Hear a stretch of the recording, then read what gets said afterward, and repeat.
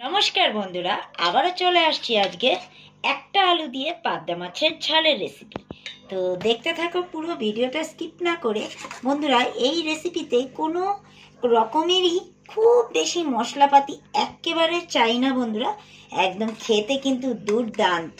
তো আবারও এই দেখো একেবারে ইউনিক একটা রেসিপি, একদম মানে ঘরে থাকা জিনিস দিয়ে চট করে হয়ে যাবে পাবদা মাছের ঝাল।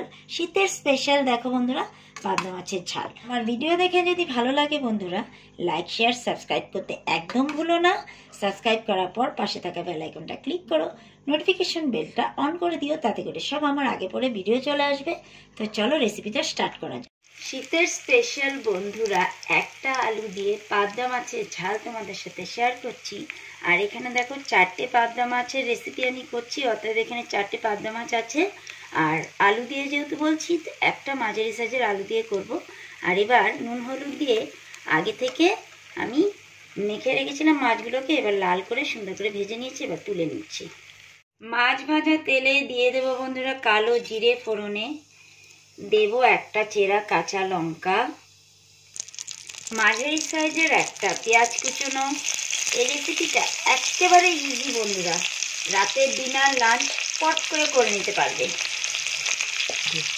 এবার বন্ধুরা মাঝারি সাইজের একটা কুচনো আলু, এই আলু, কালো জিরে, কাঁচা লঙ্কা ফোড়নে দেওয়ার পেঁয়াজ, এটা সুন্দর করে নেড়ে চেড়ে 2-3 মিনিটের জন্য আমি ঢাকা দিয়ে দেব। এই পর্যায়ে গ্যাসের ফ্লেম কিন্তু পুরো লোতে আছে। এবার ঢাকা দিয়ে দিলাম। 2-3 মিনিট পর বন্ধুরা ঢাকাটা খুলে দিলাম। এবার দেখো আলু আর পেঁয়াজটা বেশ ভালো করে মজে গেছে।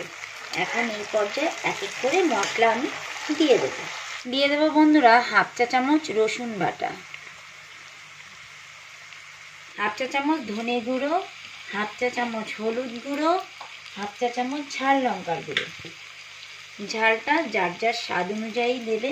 আর এটাতে বন্ধুরা খুব একটা মশলাপাতি একেবারে যায় না, যার জন্য ডিনারের জন্য এটা পুরো পারফেক্ট।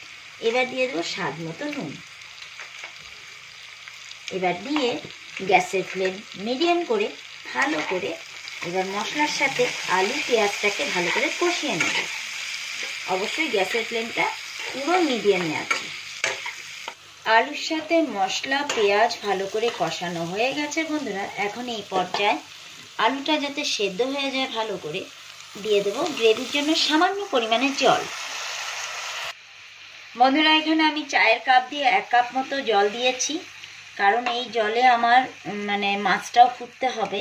আর এই পর্যায়ে গ্যাসটাকে পুরো হাই করে দিয়েছি, ঝোলটা ফুটা অবধি গ্যাসের ফ্লেমটা হাইতেই থাকবে। ঝোলটা দেখো বন্ধুরা, পুরো গ্রেভি আমার ভালো করে ফুটে গেছে। এখন এই পর্যায়ে আগে থেকে ভেজে রাখা মাছ আমি দিয়ে দিলাম। দিয়ে এবার গ্যাসের ফ্লেম পুরো লো করে দেবো বন্ধুরা।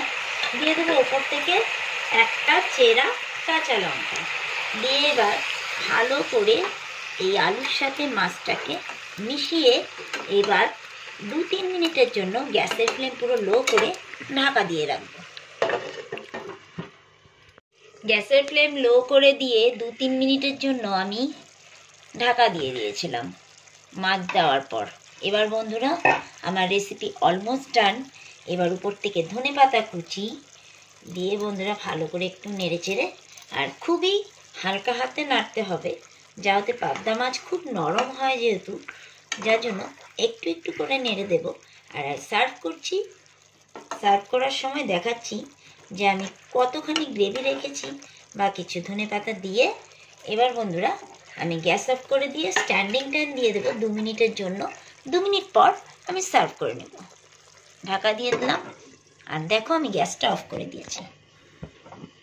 স্ট্যান্ডিং টাইম দেওয়ার পর বন্ধুরা আমি দেখো পাবদা মাছের ঝাল আমি সার্ভ করে নিচ্ছি। তো আমার রেসিপি দেখে কেমন লাগলো অবশ্যই কমেন্ট করো।